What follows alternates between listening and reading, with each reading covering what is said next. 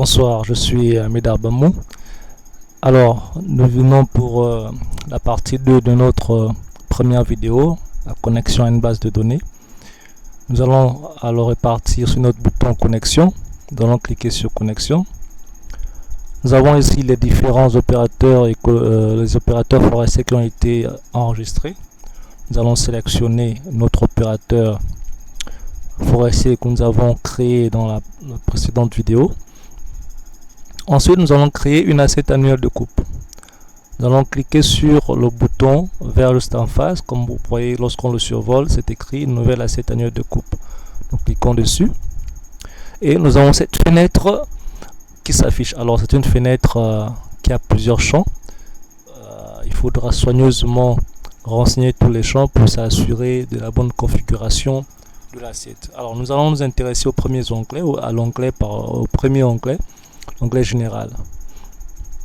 Dans l'onglet général, nous avons le cadre information de base. Voilà. Nous avons plusieurs champs. Nous avons par exemple le champ permis. Lorsque nous déroulons, nous avons plusieurs types de permis. Nous avons autres permis d'exploitation, concession forestière sous aménagement durable, convention provisoire aménagement, exploitation, transformation, forêt communautaire, zone agricole à forte productivité. Donc, nous on va s'intéresser au CFAD. Donc, la concession forestière sous aménagement durable. Titulaire, comme vous pouvez voir, c'est grisé. Et par défaut, le programme nous a basculé sur notre titulaire que nous avons sélectionné dans la fenêtre de connexion. Le type d'exploitant, nous allons laisser, pour l'instant, nous allons laisser là, à titulaire de l'assiette. Le numéro de l'assiette, nous allons dire c'est l'AC. Disons l'AC 1. Voilà, là c'est 1. De quelle année? 2019 par exemple, non, disons 2020. Le nombre d'hectares, on va dire par exemple 6435 hectares. Le marteau, on va dire le marteau c'est EFBG.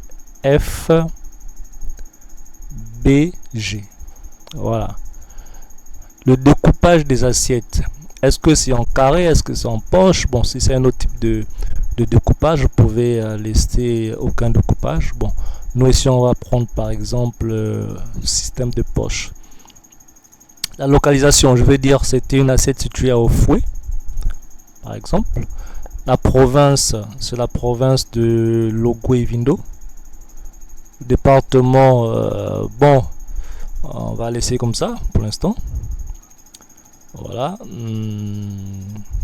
On va quand même mettre ici la 2024. Mettons 2024. Voilà. Donc le début du chantier, on va sélectionner une date, par exemple, disons, on avait commencé le chantier, par exemple le 5 janvier, pour une durée de 3 ans. Bon, ça va être, vous pouvez récalculer, hein, je pense que c'est dans l'ordre de 1085 ou 1095, quelque chose. Si c'est pas le cas, bon, vous pouvez toujours récalculer. C'est un petit détail. Le démarrage des activités. Le début de chantier a été fait le 5 janvier. Est-ce que les activités ont démarré sur le 5 janvier, oui ou non? C'est selon. Nous, on va dire oui, ça démarre également le 5 janvier. 5 janvier, on va dire. Voilà, 5 janvier 2024. La date de mise en exploitation, on va dire, on nous a signé ça en décembre 2023. Par exemple, le 20.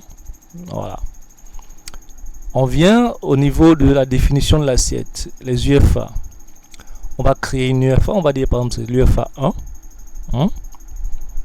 Voilà. Je peux mettre une désignation, une date d'ouverture, une durée, une date de fin. Ça, pour l'instant, ça n'intéresse pas. Je peux cliquer simplement sur nouveau. Et j'ai l'UFA 1 créé. Ensuite, je vais créer l'UFG. Je vais dire par exemple, on travaille dans la deuxième UFG. Donc, je vais créer une première UFG. Je clique encore sur le plus. Je crée une deuxième UFG. C'est cette UFG qui m'intéresse. Voilà. Ensuite, les particularités des rondins. On a le nombre de numéros accordés par abatteur. Par défaut, c'est 20. Ça veut dire que chaque jour, on donne 20 numéros aux abatteurs. Donc, dans la programmation, lorsque vous allez générer les fiches d'abattage automatique, vous ne pourrez pas dépasser 20 numéros par abatteur. Le nombre de rondins par grume, c'est 3. Vous pouvez le mettre à 4 ou à 5, c'est selon. La longueur maximale, 13 mètres.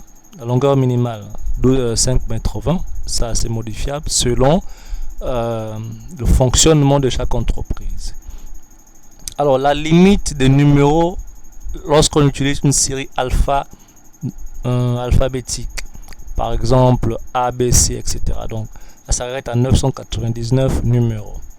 Et la limite sans série, donc on va à 900 000 numéros.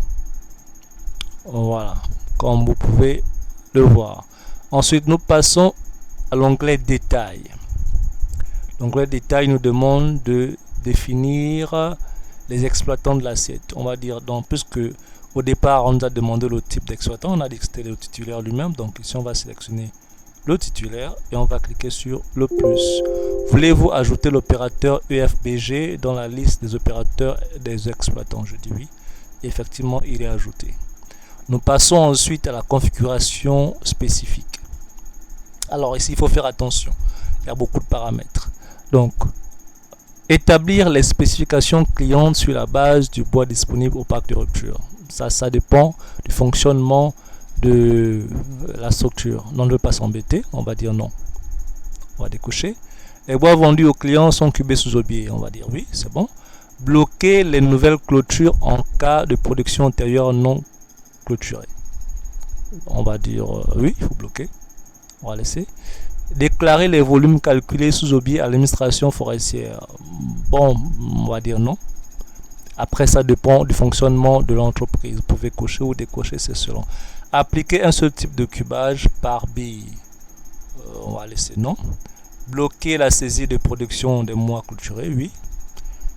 Préfixer les numéros billes des séries alphabétiques. On va dire non, on n'utilise pas les séries alphabétiques. Ça peut rester comme ça. Le système de coordonnées, par défaut, c'est GTM. Voilà. Ensuite, la conversion des coordonnées GPS.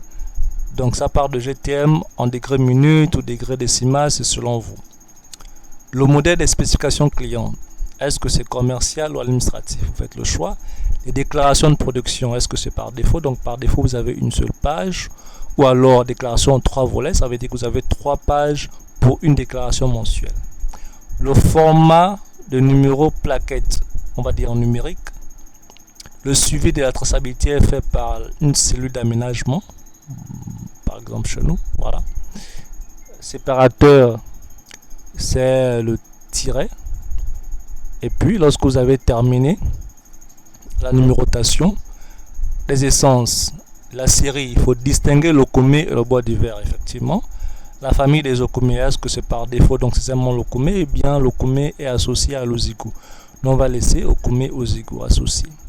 Lorsque nous avons terminé ceci, nous pouvons valider, enregistrer l'assiette qui vient d'être créée. Et tout de suite, vous voyez, on a notre assiette 2024 qui est créée. Voilà. Donc ça, c'était pour la partie 2 de notre vidéo de démonstration sur la connexion à une base de données. Merci de votre attention et nous nous retrouvons plus tard pour une prochaine vidéo. Merci.